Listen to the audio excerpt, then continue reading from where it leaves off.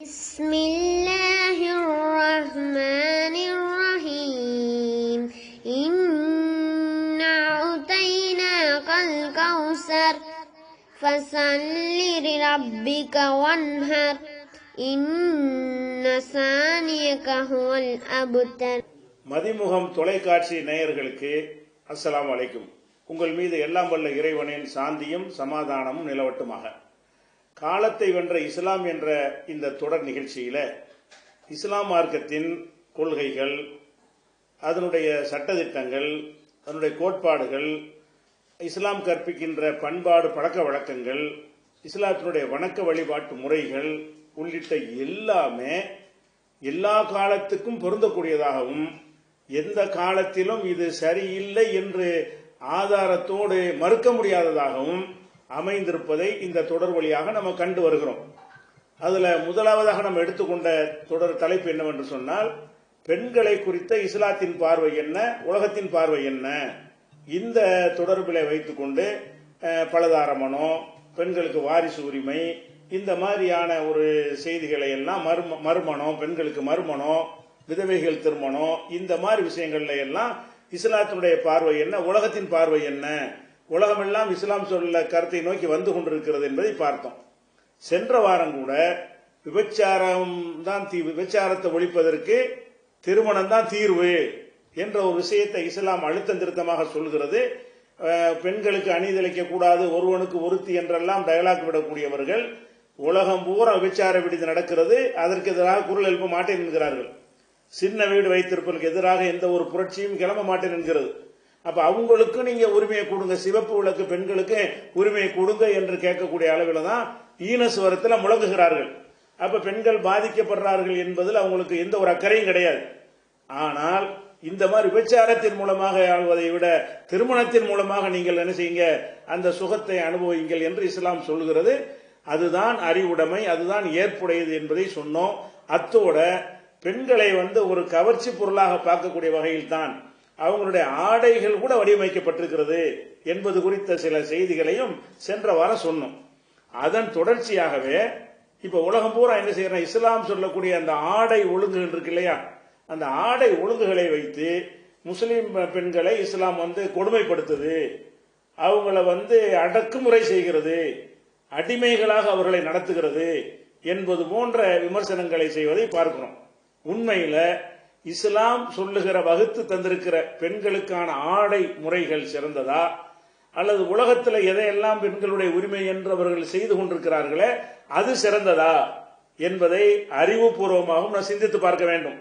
அறிவுபூர்வமாக இல்லாத முறையில் விஞ்ஞானபூர்வமாகவும் சிந்தித்து பார்க்க வேண்டும், நடைமுறை ரீதியாகவும் சிந்தித்து பார்க்க வேண்டும். அப்படி சிந்தித்து பார்த்தீர்களே ஆனால் பெண்களுடைய ஆடை வடிவமைப்பு இஸ்லாம் எந்த மாதிரி அணிய சொல்கிறது, முதல் அதை வழங்கிக் கொள்ளுங்கள். இஸ்லாம் என்ன சொல்கிறது என்றால், பெண்கள் ஆண்களிலிருந்து உடல் ரீதியாக மாறுபட்டவர்கள், ஆண்களுடைய உடலமைப்பும் பெண்களுடைய உடலமைப்பும் ஒரே மாதிரியானது அல்ல. ஆண்களை பெண்கள் ரொம்ப அசிங்கமாக பார்த்து ரசிக்க விரும்ப மாட்டார்கள். ஆண்கள் எப்படி இருப்பார்கள் என்று கேட்டா, பெண்களை அசிங்கமாக பார்த்து அவங்களை வேற ஒரு பார்வையில தான் அதிகமான பேர் பார்க்கிறார்கள். அந்த அதிகமான பேர் பார்ப்பதற்கு இந்த உடை ஒரு காரணமாக இருக்கிறது என்ற ஒரு அடிப்படையில் இஸ்லாம் என்ன சொல்லுகிறது என்று சொன்னால், பெண்கள் உங்களுடைய தந்தை, சகோதரன், தாய்மாமன், சித்தப்பன், பெரியப்பன், அது மாதிரி கணவர், இந்த மாதிரியான உறவுகளுக்கு மத்தியில் நீங்க என்ன செய்யுங்க என்று கேட்டால், உங்களுடைய ஆடைகளை கவனமா அமைத்துக் கொள்ளுங்கள். இந்த மாதிரி உறவினர்கள்னா பிரச்சனை இல்லை. அதை எந்த மாதிரி உறவு, யாரை நீங்கள் திருமணம் செய்வதற்கு தடுக்கப்பட்டிருக்கிறீர்களோ, பெண்களாகிய நீங்கள் இன்னார கல்யாணம் பண்ணக்கூடாது. அண்ணனை திருமணம் செய்ய முடியுமா? முடியாது. தகப்பனை திருமணம் செய்ய முடியுமா? முடியாது. சித்தப்பன் பெரியப்பனை செய்ய முடியுமா? முடியாது. மாமனை செய்ய முடியுமா? முடியாது. அதே மாதிரி யாரையெல்லாம் திருமணம் செய்வது, அக்கா மகனை திருமணம் செய்ய முடியுமா? இஸ்லாத்துல முடியாது. அப்ப யாரையெல்லாம் நீங்கள் திருமணம் செய்யக்கூடாது என்று இருக்கிறதோ அப்படிப்பட்டவர்கள் மத்தியில ஒரு காம உணர்வுகள் வராது என்ற காரணத்தினால் அவர்கள் மத்தியில நீங்க ரொம்ப போத்திக்கிட்டு இருக்க வேண்டிய அவசியம் கிடையாது. அதே நேரத்தில் திருமணம் செய்வதற்கு தடுக்கப்படாத உறவுகள் அந்நியர்கள் என்று சொல்லப்படுகிறது. இந்த அந்நியர்களை நீங்கள் பார்த்தீர்கள் என்று சொன்னால், உங்களுடைய கைகள் வெளியே தெரியலாம், உங்களுடைய முகம் வெளியே தெரியலாம். இந்த இரண்டை தவிர உங்களுடைய உடல்களை நீ என்ன செய்து கொள்ளுங்கள், அந்நியருக்கு மறைத்துக் கொள்ளுங்கள். வீட்டுக்குள்ள நீங்க மறைங்கள் என்று சொல்லவில்லை. உங்களுடைய தந்தை மகன் சகோதரன் மத்தியில் மறைங்கள் என்று சொல்லவில்லை. அந்நியர்கள் யார் பெண்களை வேறு மாதிரி பார்த்து விடுவார்களோ அந்த மாதிரியான இடங்கள்ல நீங்கள் இதை பேணுங்கள் என்று இஸ்லாம் அந்த உடை சம்பந்தமாக ஒரு வழிகாட்டுதலை தருகிறது. அந்த வழிகாட்டுதல் கூட ஒரு கருப்பா ஒரு போர்வை பொத்தி கொண்டு போகணும், அது நடைமுறையில் இருக்கிறது. அதைத்தான் போட வேண்டும் என்று இஸ்லாம் சொல்லவே இல்லை. அல்லது முகத்தை மறைத்து கொண்டு சில பேர் போறாங்களே, அது இஸ்லாம் சொல்லி தராதது, நபிகள் நாயகம் காலத்தில் இல்லாதது, அது குர்ஆன் மூலம் தடுக்கப்பட்டது. விளங்காமல் செய்கிறார்கள். முகம் தெரியலாம், கை தெரியலாம், இந்த இரண்டும் தெரியக்கூடிய வகையில் அவங்க வெளி உலகத்தில் இயங்கினார்கள் என்று சொன்னால் அது அவருடைய படிப்புக்கு தடையாக இருக்காது, அவருடைய வேலைக்கு தடையாக இருக்கிறாது, அவங்களுடைய வெளி உலகத்தில் செயல்படுகிற எந்த ஒரு செயல்பாட்டுக்கும் தடையாக இருக்காது. அந்த மாதிரியான நம்ம நாட்டினுடைய ஆண்கள்லாம் அப்படிதான் ட்ரெஸ் போடுகிறார்கள். ஆண்களுடைய ஆடை எடுத்துக்கொண்டீர்களே ஆனால் அவர்களுக்கு முகம்தான் தெரிகிறது. பெரும்பாலான ஆளுகள் முழுக்கை சட்டை தான் போடுகிறார்கள். இந்த கை தான் ஆண்களுக்கு தெரிகிறது. ஆண்களுக்கு நடுவுல ஒரு வயிற்றுல ஒரு பகுதி வெளியே தெரிவது இல்லை. முதுகுல ஒரு ஜன்னல் வைத்த ஒரு சட்டையை ஆண்கள் என்ன செய்வதில்லை, போடுவது கிடையாது. அப்ப ஆண்கள் எப்படி முழுமையான அதே மாதிரி ஒரு ஜட்டி அளவுக்கு ஒரு மினி கவுன் மாதிரி போட்டு தொடையெல்லாம் தெரிகிற வகையில் எந்த ஒரு ஆணும் வெளி உலகத்தில் பொது வாழ்க்கையில குறிப்பா தலைவர்கள் என்று வந்தவர்கள் அப்படி நடப்பது இல்லை. அப்ப அவங்க ஆண்கள் எப்படி முழுமையாக மறைத்து இருந்தும் கூட அவர்கள் உரிமை பறித்தா நினைக்கவும் இல்லை, அவருடைய உரிமை பறிக்கப்படவும் இல்லை, கண்ணியமாக பார்க்கப்படுகிறார்கள். அப்ப ஆண்களை விட என் குறைவாக டிரெஸ் போடுறது தேர்ந்தெடுக்கிறீங்க என்ற அடிப்படையில் தான் இஸ்லாம் என்ன சொல்லுதுன்னு கேட்டா, இதுதான் உங்களுக்கு நல்லது, முதல் காரணம் சொல்லுது. இப்ப இது நல்லது என்பதை இஸ்லாம் இன்னைக்கு உலகத்துல கடைபிடிக்கலைங்கிறதுனால இஸ்லாம் காலத்தை வெல்லவில்லை சொல்லக்கூடாது. காலத்தை வெல்லுதல் என்று சொன்னால் அனைவர் விளங்காம ஒரு தப்பு ஆதரிப்பாங்க. உலகம் கூட மதுபானத்தை ஆதரிக்கிறாங்க, குடிக்கிறாங்க. குடிக்கிறது நல்லதாயிருமா? இஸ்லாம் குடிக்காதுன்னு சொல்லுது. அதை ஏத்துக்கொண்டவன் கம்மியா இருக்கிறான், ஏத்துக்கொள்ளாதவன் அதிகமா இருக்கிறான். எதை ஏத்துக்கொள்ளணும் அதை பேசு. எவ்வளவு பேர் ஏத்துக்கொண்டார்கள் பேசக்கூடாது. நீ விளங்காம குடிக்கிறாய். அப்படித்தான் இந்த விஷயத்தை அணுக வேண்டும். அதிகமான மக்கள் பெண்களை இந்த மாதிரி இருப்பதுதான் நல்லது என்று நினைத்தாலும் அது நல்லதா கெட்டதா?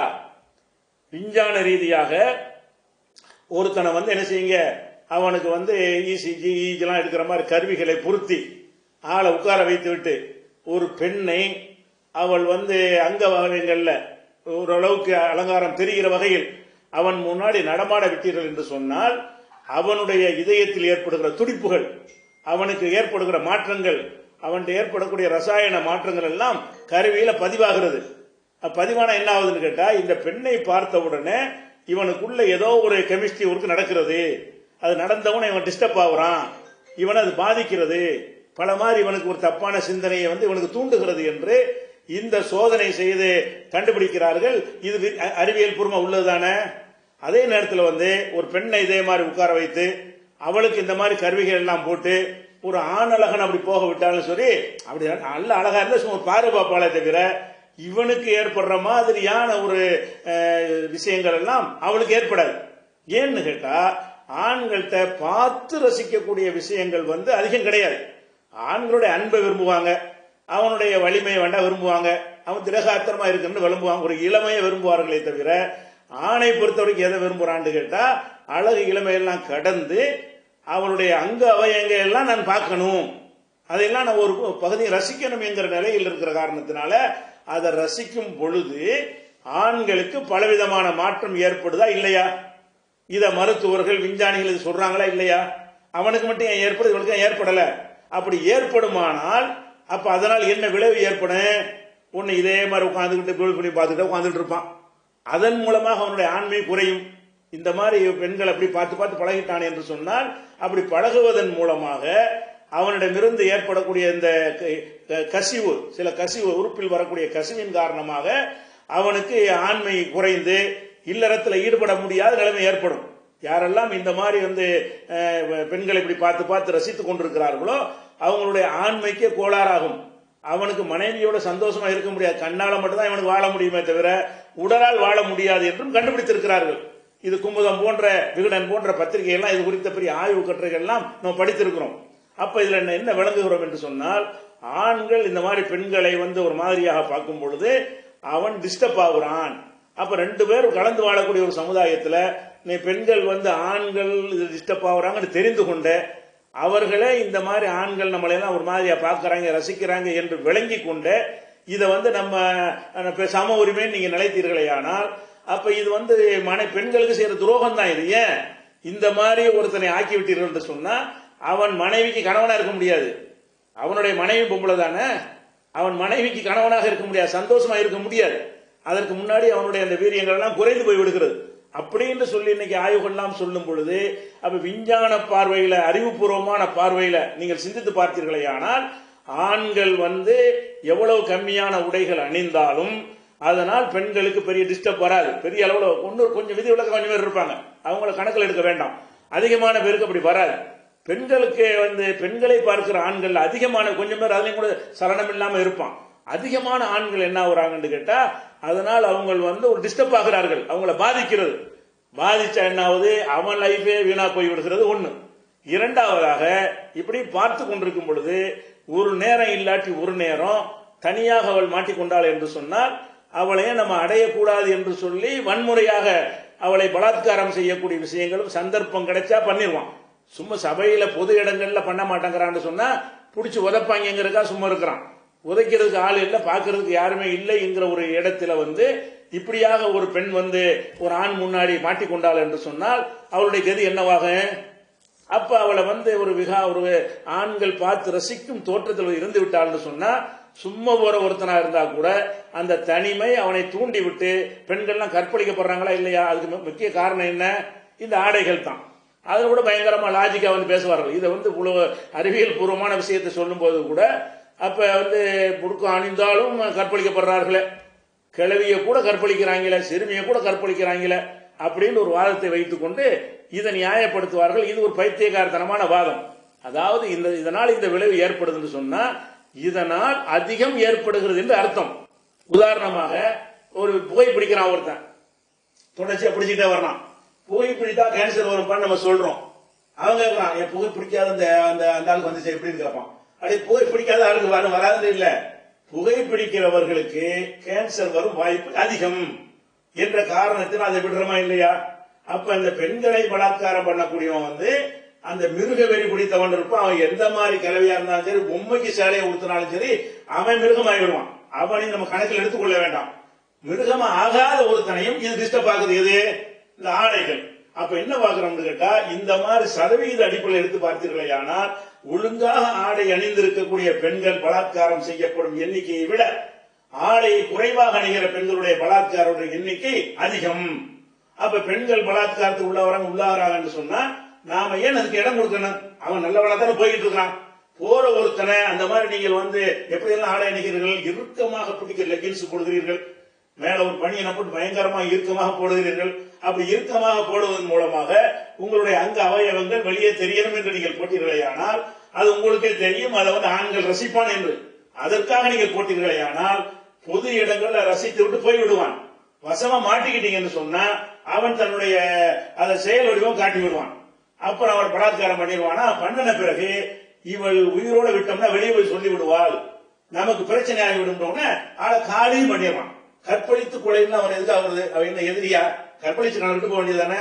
கற்பழித்தது கொலை செய்யறான் என்று சொன்னால், கற்பழிக்கப்பட்டவள் உயிரோடு விடப்பட்டாள் என்று சொன்னால் அவள் ஐ விட்னஸாக இருந்து இவனுக்கு தண்டனை வாங்கி தருவாள். ஆளை காலி பண்ணிட்டோம்னு சொன்னா அது குற்றத்திலிருந்து நம்ம தப்பித்துக் கொள்ளலாம் அப்படிங்கிறதுக்காகத்தான் கொலையும் கூட பண்ணுகிறான். அப்ப நம்முடைய உடைகள் எல்லா நல்லவனையும் கெடுக்கிற கெட்டவனை எதனால தடுக்க முடியாது, எந்த சட்டத்தினாலையும்.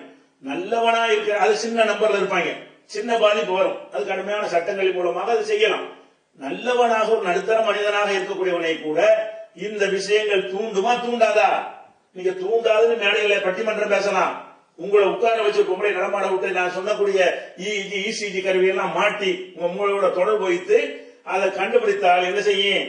நீங்க வாயில சொன்னது பொய்ன்னு தெரிஞ்சு போயிடும். அந்த மிஷன் சொல்லி உங்களுக்கு நீங்க என்ன மாதிரி எல்லாம் டிஸ்டர்ப் ஆகுறீங்கன்னு சொல்லி.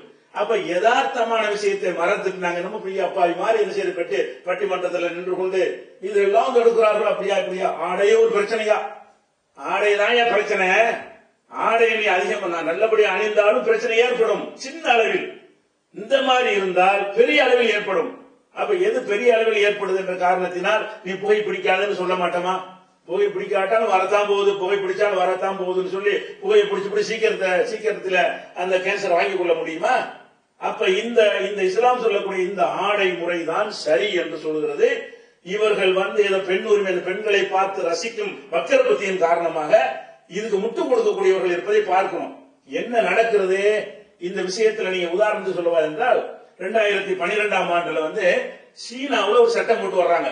என்ன சட்டம் கொண்டு வர்றாங்கன்னா, பெண்கள் கல்லூரிக்கு பள்ளிக்கூடங்களுக்கு செல்லக்கூடிய பெண்கள் அந்த ஸ்கர்ட் ஆடை, அந்த மினி கவுன் மாதிரி உள்ளது, அதை அணியக்கூடாது, லெகின்ஸ் அணியக்கூடாது, இறுக்கமான உடை அணியக்கூடாது என்று ஒரு உத்தரவு போடுறாங்க.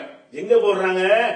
இஸ்லாம் பிற்போக்கு என்பதை ரொம்ப ஒரு கொள்கை ரீதியாக பிரச்சாரம் செய்யக்கூடிய சைனாவுல இந்த ஒரு சட்டத்தை கொண்டு வர்றாங்க. எதுக்காக? அது குட்டை பாவாடை, மார்பு தனியும் பனியன்கள், உடல் அமைப்பை அப்படியே வெளிப்படுத்தும் லெகின்ஸ் பேண்ட் போன்றவற்றை அணியக்கூடாது என்று எச்சரிக்கை விடுத்துள்ளனர். அது எதனால் விட்டார்கள் என்று கேட்டா, அதுல சில சம்பவங்கள் நடக்கிறது. எப்படியே அரசாங்கத்துல பேருந்து விட்டுருக்கான் சைனாவுல. காலத்தை எது வெல்லுதுன்னு பாருங்க. உன் சித்தாந்தம் வெல்லுதா, இஸ்லாம் வெல்லுதா?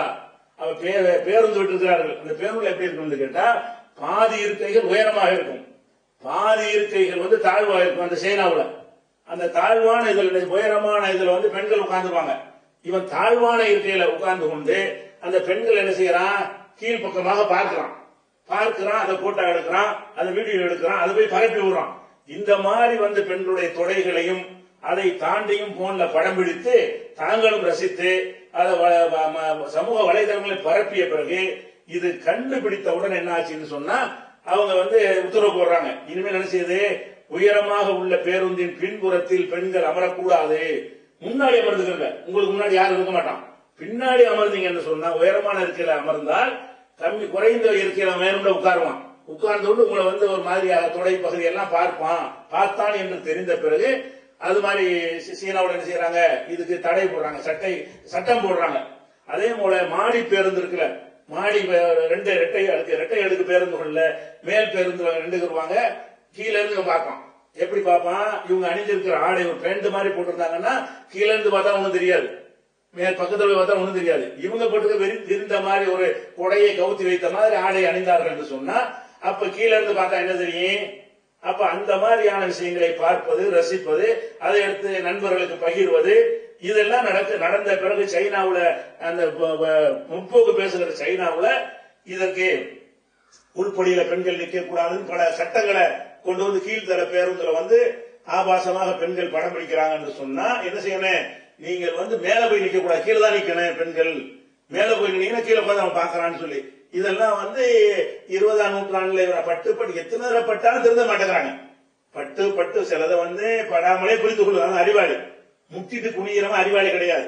இந்த இடத்துல நிலை சின்னதா இருக்கிறது, நம்ம வேகம் போனா நெத்தியில முட்டிவிடும் என்று தெரிந்து முன்கூட்டியே கணக்கு பண்ணி குனிந்து போய்விட வேண்டும். இவன் முட்டிட்ட வேண்டாவது நாளை குனிஞ்சு போகணும். இவன் ஒவ்வொரு தடவை முட்டினாலும் இவன் இந்த பெண்களை பார்த்து ரசிக்கணுங்கிற ஒரு அந்த வெளிப்படுத்த தெரியாம பெண் உரிமை, இது உரிமை பறிப்புங்கிறான். அப்ப இந்த மாதிரி வந்த பிறகு சைனாவுடைய அது செய்யறான். சிந்திச்சு பாருங்க.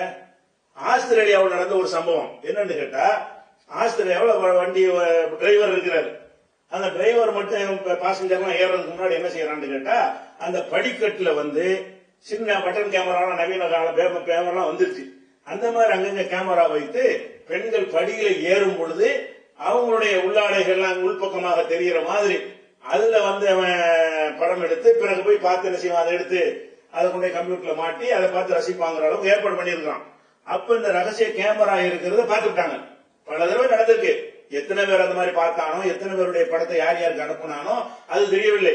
ஒரு தடவை பல நாள் திருட ஒரு நாள் மாற்ற மாதிரி பார்த்தா என்ன செய்ய, ஆஸ்திரேலியாவோட ஆளை பார்த்தா கேமரா எவன்டாது, எந்த டிரைவரா, இவன் தான் இவன் மட்டும் தான் பஸ் வச்சிருப்பான். அப்ப யாரும் இல்லாத டக்குனு வச்சு விட்டு ஏறும் போது அந்த பெண்கள் ஏறுறதை என் பிடிக்கிறான். அந்த பெண்கள் முழு ட்ரெஸ்ஸை போட்டுவிட்டு ஏறினாங்கன்னு சொன்னா இந்த கேமராவோட என்ன அவனுக்கு நன்மை? அவனுக்கு ஒண்ணு பார்க்க முடியாது. எதனால கீழே வைக்கிறான்? கீழே வைத்தால் உங்களுடைய உள்பாகம் தெரிகிற அளவுக்கு நீங்கள் ஆடை வடிவமைப்பு வைத்திருக்கிறீர்கள். அது முற்போக்கு என்கிறீர்கள். அதுதான் பெண்களுக்கு கௌரவம் என்கிறீர்கள். அவங்க நார்மலா கிழிச்சு என்ன செய்யறான், அவங்கள அசிங்கப்படுத்துகிற காட்சியை பார்க்கணும். அப்புறம் அவனை பிடித்து விசாரணை நடத்தி 7 மாசம் சிறை தண்டனை கொடுத்தாங்க. இதுவும் 2012 நடந்ததுதான். அப்ப எதுக்காக இதை சொல்லுகிறோம்? அவ பெண்களை பற்றிய ஆண்களின் பார்வை இப்படி இருக்கிறது நிரூபிக்குதா இல்லையா? ஹரியானாவுல என்ன செய்யறாங்கன்னு கேட்டா, மேல்நிலை பள்ளியில் படிக்கும் மாணவியர் வந்து குட்டை பாவாடை அணிய தடை விதிக்க வேண்டும். மாநில கல்விக்குரிய அதிகாரியை சந்தித்து அந்த மாநிலத்தில் உள்ள மகளிர் ஆணையம் கேட்குது. இந்த மகளிர் ஆணையம் தான் இது சரியில்லைன்னு சொல்லுது. இது வரைக்கும் பெண்களை வந்து நீங்க மூடி மூடி வைக்கிறீங்கன்னு சொல்லுகிறது. அந்த மகளிர் ஆணையம், ஹரியானா மாநிலத்தில் உள்ள மகளிர் ஆணையம் போய் கல்வித்துறை அதிகாரிகளை போய் எங்களை மாதிரி மகளிரை வந்து ரொம்ப அசிங்கமா பாக்குறானுவ, பள்ளிக்கூடங்கள்ல எல்லாம் இதை யூனிஃபார்ம் ஆக்கி வச்சிருக்கிறானுவ, இதை நீங்க மாத்துங்க, இந்த குட்டை பாவாடை அணியக்கூடாது என்று தடை விதிங்கள் என்று சொன்னால் எது காலத்தை வென்று நிற்கிறது? இந்த குட்டை பாவாடை வென்று நிற்கிறதா அல்லது பெண்கள் தங்கள் கண்ணியமாக ஆடை அணிவது காலத்தை வென்று நிற்கிறதா? சிந்தித்து பார்க்க வேண்டும். அதே மாதிரி வந்து இன்னும் சொல்ல போனா பாரதிய ஜனதா கட்சியை சேர்ந்தவர்களை சில மந்திரிகள் சில எம்பிகள் அணிஞ்சிருக்கிறாங்க. இந்த மத்திய பிரதேச பாஜக துணைத் தலைவர் ராஜ்யசபா எம்பியுமான ரகுநந்தன் சர்மா அவர் சொல்றாரு, இந்த மாதிரி தடுக்க வேண்டும் என்று சொன்னால் இந்த ஜீன்ஸ் இந்த மாதிரியான ஆடைகளை போட்டு இறுக்கி பிடிக்கிற மாதிரி ஆடைகளை போட்ட உடனே ஆண்களுக்கு வந்து ஆடை அணிந்து நிர்வாணிகளாக அவனுக்கு தெரிகிறார்கள். ஆடை கொஞ்சம் தொய்வாக தொழுதொழப்பாக இருக்கும் என்று சொன்னால் அவனுக்கு அந்த நிர்வாணமா இருக்கிறார்கள் மாதிரி சிந்தனை வராது. ஆடை அணிந்தால் இப்படி இறுக்கமாக உடம்பு தெரியுமோ அந்த மாதிரியான ட்ரெஸ்ஸை போடுவதுதான் எல்லாத்துக்கும் காரணமா இருக்கிறது.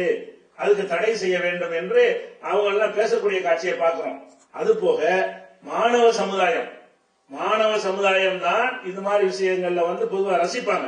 அந்த மாணவ பருவம் வந்து பெண்களை வந்து இந்த மாதிரி ரசிக்கக்கூடிய ஒரு தன்மை இருக்கிறது.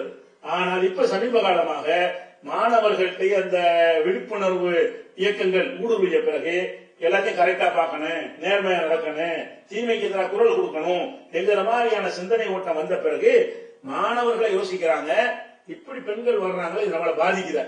நிறைய பேர் அதனால இந்த பெண்களை சீட்டிங் பண்றாங்க. இதை பார்த்துட்டு போய் தனியா போய் அவளை வந்து ஏதாவது செஞ்சு போடுறாங்க. அப்ப இதை தடுத்து ஆக வேண்டும் அப்படிங்கிறதுக்காக என்ன செய்யறாங்கன்னா, மணிப்பூர் மாநிலத்துல முழங்கால் தெரியும் அளவுக்கு ஆடை யூனிஃபார்ம் அணிய மாணவிகளுக்கு தடை விதித்து விட்டார்கள். எதனால் தடை விதித்தார்கள் என்று சொன்னா, ஆல் இந்தியா ஸ்டூடெண்ட்ஸ் யூனியன் அப்படின்னு ஒரு மாணவர் அமைப்பு, democratic students alliance of Manipur அப்படின்னு ஒரு அமைப்பு, மணிப்பூர் ஸ்டூடெண்ட்ஸ் பெடரேஷன் என்ற அமைப்பு, இது மாதிரி மேலும் ஒரு 4 அமைப்பு, 7 மாணவர் அமைப்புகள் போய் அந்த கல்வித்துறை அதிகாரிகள் அமைச்சர்களை சந்தித்து இதை நீங்க தடுத்துருங்க, இது பெரிய டிஸ்டர்பா இருக்கிறது, ஆண்களை பாதிக்கிறது, பெண்களையும் பாதிக்கிறது, இந்த மாதிரி உங்க ஆடை அணிந்து வர்ற காரணத்தினால் ஆண்கள் படிக்க மாட்டேங்கிறான், படிப்புல ஃபெயில் ஆயிடுறான். அது ஃபெயில் ஆக என்ன காரணம்? எல்லா வர அந்த பெரிய பரீட்சைகள்லாம் பாத்தீங்கன்னா முதலிடம் வந்து பொம்பளை தான் வருது, 2வது பொம்பளை, 4வது பொம்பளை வருது. இவர் எங்கேயாவது அதிசயமா ஒண்ணு வருவார். என்னடான்னு பாத்தீங்கன்னா அதுல வரை ஒண்ணு விளங்காம அப்பா படிச்சுட்டு இருக்குவோம், அவன் அந்த பொம்பளையில பாத்துட்டு இருக்கான். அப்ப எதனால வந்து இவங்க அந்த ஆடை இந்த மாதிரி டிஸ்டர்ப் ஆகுது போய் தானே ஆம்பளைங்க வந்து படிக்காம பெண்களை படிச்சுட்டு இருக்கிறாங்க. அப்ப அதையெல்லாம் கருத்துல கொண்டு அந்த மணிப்பூர் மாநிலத்துல மாணவர்கள் எல்லாம் போய் முறையிட்ட பிறகு இனிமே அந்த மாதிரியான தொடை தெரிகிறது, முழங்கால் தெரிகிற ஆடையெல்லாம் அணிவதற்கு தடை விதியுங்கள் கேட்டு தடை விதித்து விட்டார்கள் மணிப்பூர்ல. மணிப்பூர் இஸ்லாமிய ஆட்சி நடக்கிறது. அப்ப நீங்கள் வந்து ஒவ்வொரு சம்பவங்கள் நடக்கும் பொழுது அது என்ன விளைவும் நீங்க சிந்திக்க வேண்டும். அறிவியல் ரீதியாகவும் இதான் உண்மை, என்ன நடந்து கொண்டு இருக்கிறது, இதான் நடக்கிறது. அப்ப பெண்களை வந்து நீங்கள் கண்ணியமாக ஏன் பார்க்க மறுக்கிறீர்கள்? கண்ணியமாக ஒரு ஆடை அணிந்தால் என்ன குடி முழுகிவிடும். அவர்கள் முகம் தெரிகிறது, உங்களுக்கு மாதிரி அவங்களுக்கும் தெரிகிறது, அவங்களுடைய கை தெரிகிறது, உங்களுக்கு தெரிகிற மாதிரியே. அது இதையெல்லாம் மறைத்துக் கொண்டு நீங்க டாக்டர் ஆகலையா? இதையெல்லாம் மறைத்துக் கொண்டு நீங்க வழக்கறிஞர் ஆகலையா? இதே மாதிரி ஆடையை அணிந்து கொண்டு நீங்கள் வந்து மந்திரியாக, எம்எல்ஏவாக, பிரதமராக ஆகவில்லையா? நம்ம நாட்டில் முன்னாள் பிரதமர் மன்மோகன் சிங் இருந்தாரு, அவருக்கு மூஞ்சி கூட பாய்தான் தெரியும். தலப்பா புருஷா கட்டி சட்டை போட்டு, சட்டைக்கு மேல சட்டையை போட்டு, அதுக்கு மேல கோட்டை ஒன்று போட்டு 7 ட்ரெஸ் போட்டிருப்பாரு அவர் மறைக்கிறதுக்கு. 50 ட்ரெஸ்ஸையும் போட்டுக்கொண்டு அவர் பிரதமராக இருந்தாரு. என்ன உரிமை கெட்டு போச்சதுல? அவர் மறைக்கவே தேவையில்லை. வீட்டுல கூட நீங்க பார்த்தீர்கள் சொன்னா, வீட்டுல ஒரு குடும்பத்துல என்ன செய்வான், குடும்பத்துல ஒரு பாம்புல இருக்கான்னு வைங்களேன், வெளியில இருந்து வருவான், வந்தவொன்னு சட்டையை கட்டி போடுவான், பனியனை கட்டி போடுவான், கீழே மட்டும் ஒரு லுங்கி ஏதாவது ஒண்ணு கட்டிக்கிட்டு உட்கார்ந்துருப்பான். அப்ப இவ்வளவு தூரத்துக்கு ஒண்ணு மறைக்க மாட்டேங்கிறான். வீட்டுல யாருக்காவது விகாரமா தெரியுதா? அதே வீட்டுல உள்ள ஒரு பெண் இந்த மாதிரி இருந்தா எப்படி இருக்காது? எந்த வீட்டுல பாத்துருக்கீங்களா? தந்தைக்கு முன்னாடி அப்படி இருக்க முடியுமா? அண்ணனுக்கு முன்னாடி அப்படி இருக்க முடியுமா? நானும் நீ இருக்கிற மாதிரி தொப்புளுக்கு கீழே உள்ள ஆடையை மட்டும் போட்டுக்கிட்டு தொப்புளுக்கு மேல உள்ள ஆடையெல்லாம் கட்டி போடுறேன்னு சொல்லி பெண் இருக்க முடியுமா? உங்க உள் மனசு சொல்லுது, ஆம்பளை மாதிரி பெண்கள் ட்ரெஸ்ல இருக்க முடியாது. ஏன்னா உங்கள்ட்ட அந்த அழகை இறைவன் கொடுத்திருக்கிறான். உங்களால் தான் ஆண்களை வசீகரப்படுத்த முடியும். நீங்க என்னதான் போட்டு வரட்டுவாதம் பண்ணாலும் சரி, இப்படித்தான் இயற்கை அமைப்பு படைக்கப்பட்டிருக்கிறது. மனிதர்ல மிருகங்களே இப்படித்தான். எந்த ஒரு ஜீவராசியில் எடுத்துக்கொண்டாலும் சரி, பெண்களை ஆண்களால் ஈர்க்கப்படக்கூடிய ஒரு நிலைமை தான் நீங்க பார்க்கணும். அப்படியான ஒரு நிலைமை இருக்கும் பொழுது, ஏன்னா அப்படி இருந்தால் மனித குலம் பல்கி பெருகும். இந்த மாதிரி ஆசையை கண்ட்ரோல் பண்ணி கொண்டு போகணும் என்பதற்காக இஸ்லாம் சொல்கிறது, ஆடைகளை சரியான முறையில் நீங்க அமைத்துக் கொள்ளுங்கள். இப்படி இருந்தால் நாளைக்கு அதுனா ஐயோரஃபன பல யூதைன குர்ஆன் வசனம். இதுதான் அவர்கள் அறியப்பட்டு அவர்களை யாரும் தொல்லைப்படுத்தப்படாமல் இருப்பதற்கு ஏற்றது. அவங்க ஆடை அணிந்து ஒரு முந்தானையோட தலை வழியாக ஒரு முக்காடை போட்டுக் கொண்டார்கள் சொன்னா, அடுத்தவர்களால் தொல்லைப்படுத்தப்படாமல் இருப்பதற்கு இதுதான் ஏற்ற உடை. எதுக்கு இது சொல்லப்படுது? காரணத்தோடு சொல்லப்படுது. நீங்கள் தொல்லைப்படுத்த முடியாமல் இருப்பதற்கு ஏற்ற உடை என்றுதான் இஸ்லாத்தில் சொல்லப்படுதே தவிர, உன்னை அடிமையாக்குவதற்கு இதை செய்கிறோம், உனக்கு எந்த உணர்வும் இல்லை என்பதற்காக செய்கிறோம் இஸ்லாம் சொல்கிறதா? அப்ப பெண்ணுரிமை சம்பந்தமான விஷயங்கள்ல இஸ்லாம் சொல்கிற அந்த ஆடை அமைப்பு இருக்கிறத, அதுதான் காலத்தை வென்று இருக்கிறது. நீங்கள் வெள்ளவில்லை திருப்பி சொன்னீர்களே, ஆனால் இதே மாதிரி சைனா, ஆஸ்திரேலியா, மணிப்பூர், ஹரியானாக்கள் எல்லா தமிழகத்தில் கூட ஜெயலலிதா ஆட்சியில பெண்கள் ஆடை அணியும் போது மேல ஒரு ஓவர் கோட்டு போட்டு அந்த தொப்புலாம் தெரியாத அளவுக்கு பாடம் நடத்த வேண்டும் என்று பெண்களுக்கு உத்தரவு போட்டார்கள். இப்படி எல்லாமே உலகம் பூரா மாறிக்கொண்டு வருகிறது. நீங்கள் விளங்காம அதான் சரின்னு சொன்னீர்களே, ஆனால் ஆண்கள் பாதிப்பார்கள், அவருடைய ஆண்மை குறையும், அவங்களுடைய இல்லற நாட்டம் குறைந்துவிடும், அவங்க குடும்ப வாழ்க்கை நரகமாகிவிடும்.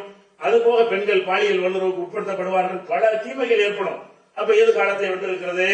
இஸ்லாம் சொல்லக்கூடிய இந்த ஆடையை நீங்கள் பேணினால் மட்டும்தான் அது உங்களுக்கு சேஃப்டி, அவங்களுக்கு சேஃப்டி என்பதை புரிந்து கொள்ள வேண்டும். இன்ஷா அல்லாஹ் அடுத்த வாரத்தில் வேற ஒரு தலைப்பை பார்ப்போம்.